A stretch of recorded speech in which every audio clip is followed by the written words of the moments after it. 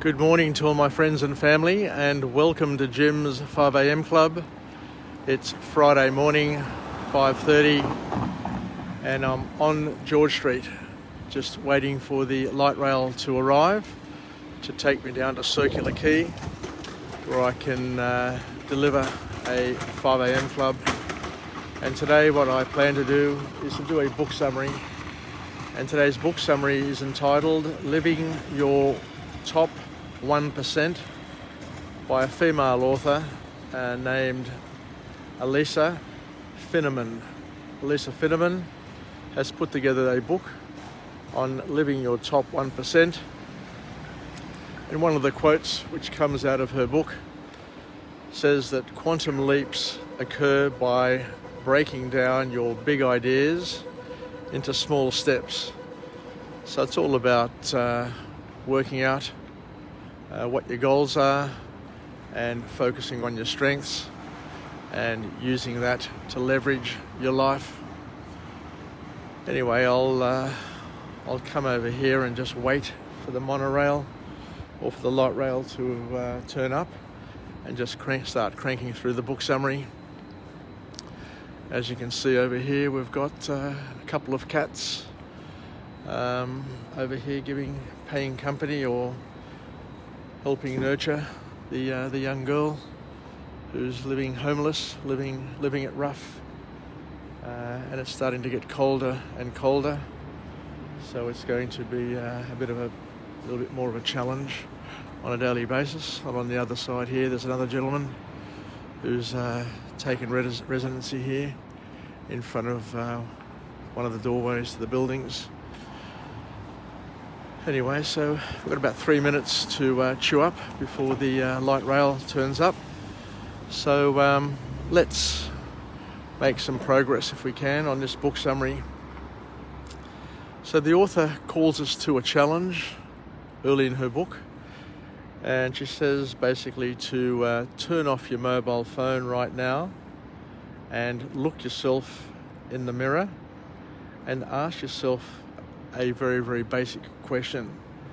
How satisfied am I with my life right now? And am I living my life to my true potential?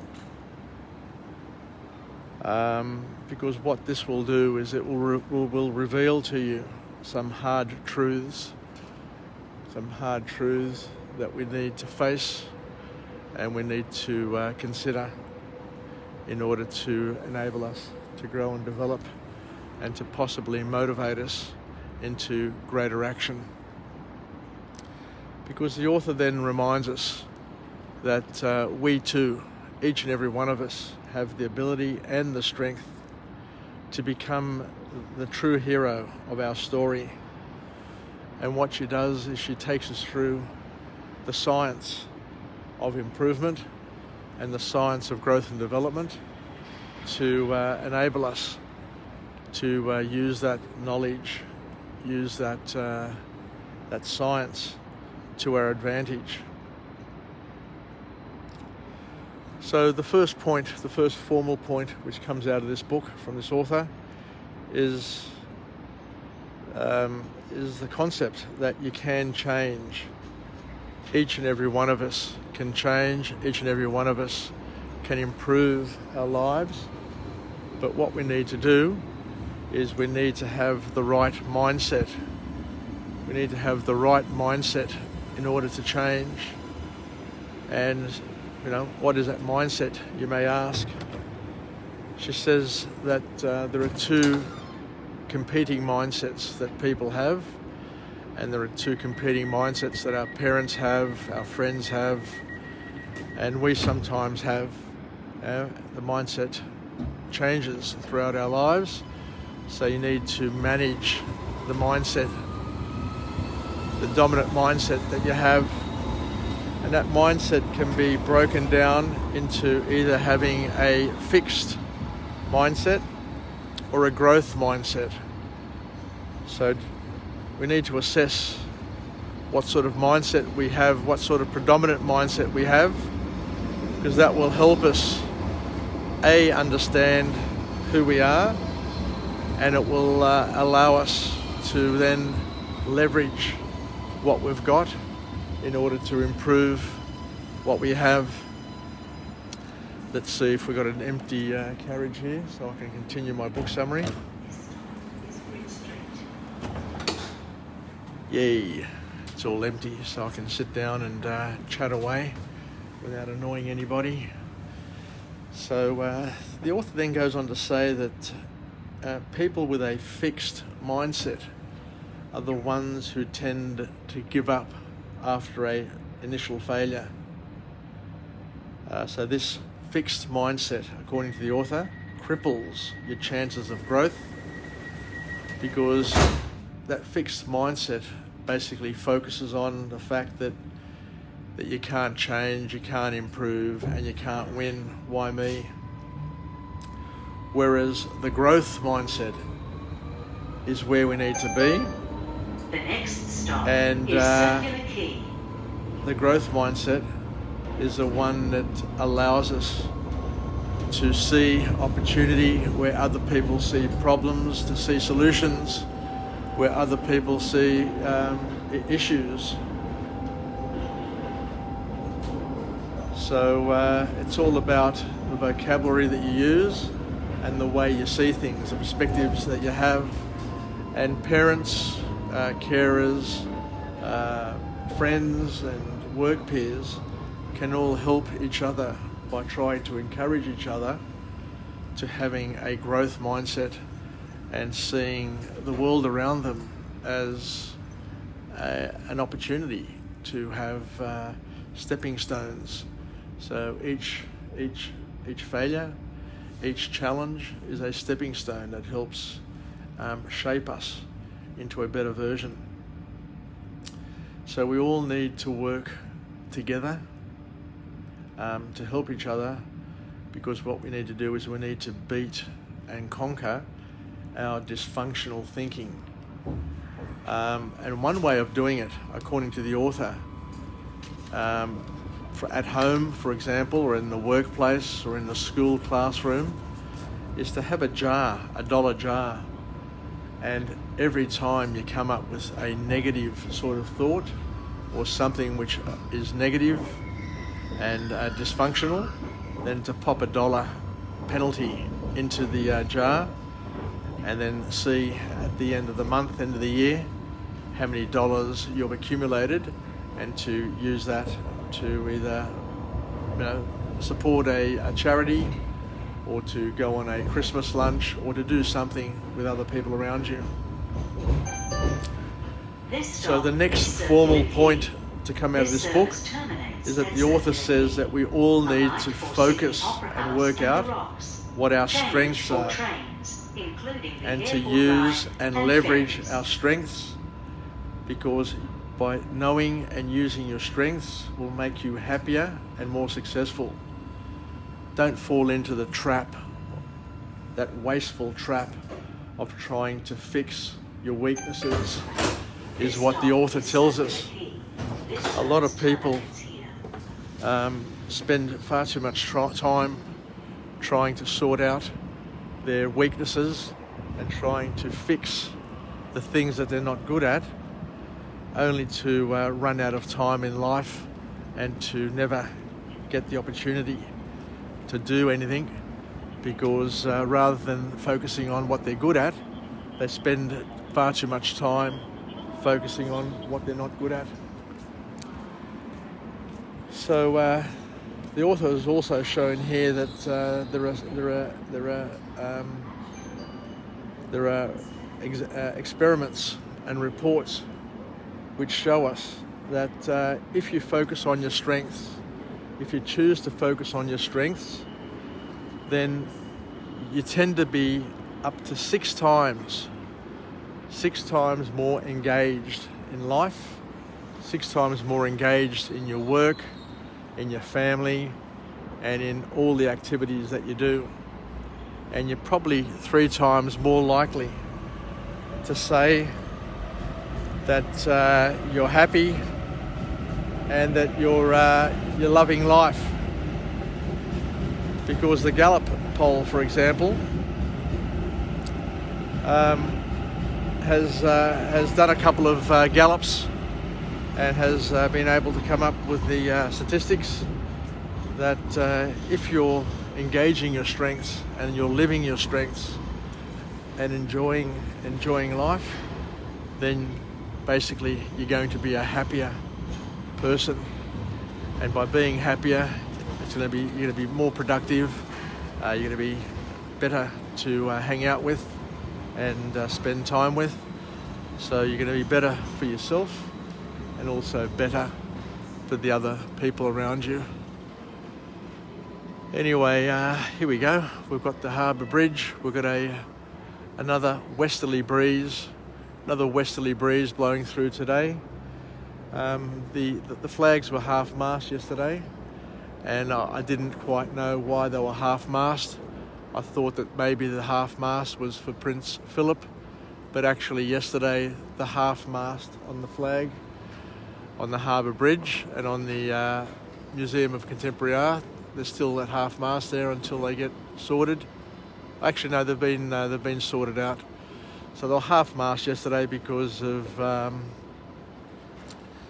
funeral of the fashion designer Carla Zampatti, which was a very, I guess, early and abrupt end to her life, where she fell whilst going to an opera at Macquarie, Lady Macquarie's chair, and hitting her head. So very, very sad. So let's just move on here. And so as we're saying here, so focusing on your strengths is the key. So a lot of people, there's two types of people. You tend to have a lot of people who are negative, who tend to focus on the negative aspects in their lives. These are the people who tend to be perfectionists, and all they do is just, when they look in the mirror, instead of looking at a beautiful face, they may look at a blemish, or if they look at their body or put on some clothes, they'll look at the things that aren't 100% right, and then what they'll do is they'll take that, they'll use that, and basically see themselves as a much lesser version of who they are, and that'll just lead to disappointment about themselves. And we all know that people who are unhappy and disappointed about themselves tend to project and push those disappointments and those ill feelings onto other people around them, and basically tint and are toxic people to hang out with because they're unhappy with themselves. So once again, the key to happiness, according to this author, is to focus on your strengths and express your strengths. So the last formal point to come out of this book is that we need to be really, really clear about our goals, and we need to start working on them on a daily basis. And the key is to take small baby steps, but to do it regularly, because people with goals, according to the author, are happier. You know, if you've got goals and you're moving towards goals and you're achieving goals, a lot of that is the sort of thing that makes people happier. And hence why, you know, you see people like the Queen Elizabeth, who's I think 97 or something. You know, she has a lot of challenges in her life, but you know, she has a lot of goals, and lives a purposeful life, which helps her and has helped her live to a ripe old age, and where she's still got her health. But the important thing also, according to the author, is that not only is it important that we have our goals, but we also need to ensure that those goals, our actions, our tasks are all aligned to our values. And we need to make the values in our life the priority, and not to waste time, not to waste effort doing things which are not aligned to our values. So you need to do the things that are important to you, and the things that are important to you may not necessarily be important to anybody else or everybody else. You need to sit down and map out, what makes you tick, what makes you happy, and what your destiny is, because we all have a different calling or callings, and we're all called to achieve that special mission that we have in our lives. So the author then reminds us that once you have a goal, you need to manage it and to make sure that you can actualize it. And the way of doing it is using the SMART method. And the SMART method is a mnemonic. So the S stands for specific, so the goal needs to be clear, unambiguous, and specific, that even a 3-year-old can understand. It needs to be measurable. You need to be able to measure it in order to see how you're tracking and whether or not you're on track or off track. It needs to be achievable. It needs to be something that is within reach and not something which is far-fetched and impossible. It needs to be realistic. So the R is for realistic, and it needs to be T for time-bound at the end. So you need to have a start point and an end point so that you know when you're there, and to give yourself a kick up the bum in order to get started. And the last points that the author makes is that we need to be very, very specific. We need to be and take very, very small yet deliberate and steps. We need to take small and deliberate steps so that we don't overwhelm ourselves, so we trick ourselves into getting towards those goals. And we need to do that by taking small, deliberate steps on a regular basis so that we don't get overwhelmed with fear, but we're moving towards it. We've got momentum, and we need to stay consistent, because consistency enables confidence. And once you're confident and once you're moving in a particular direction and you get a taste for it and you start to get used to it, then that will enable you to continue it until you get to where you want to get to. So thank you very much once again for joining me on this still, mild autumn morning, which has a lot of cloud in the sky. But like most of the days, I am sure that cloud is moving. I'm sure that when I come to you at 10 o'clock today during my morning tea break, this sky may be completely blue, and it may be a perfect autumn Sydney day where the sun will be glistening on the water, and that it'll be just one of those awesome Sydney days. So let's finish off with a positive affirmation. I'm alive, I'm well, I feel absolutely great.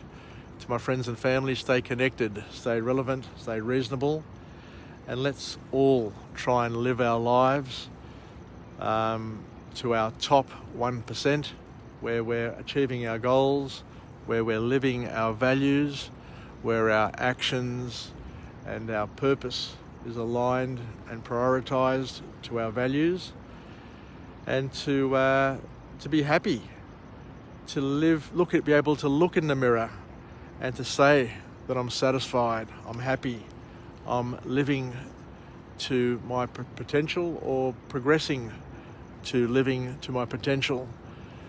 So thank you very much, Daleme, and make sure that we live with a growth mindset, and that all the lessons that we learn, all the failures that come about are lessons. So we become bounceable, we bounce back, as opposed to being of a fixed mindset where we give up at the first sign of problems.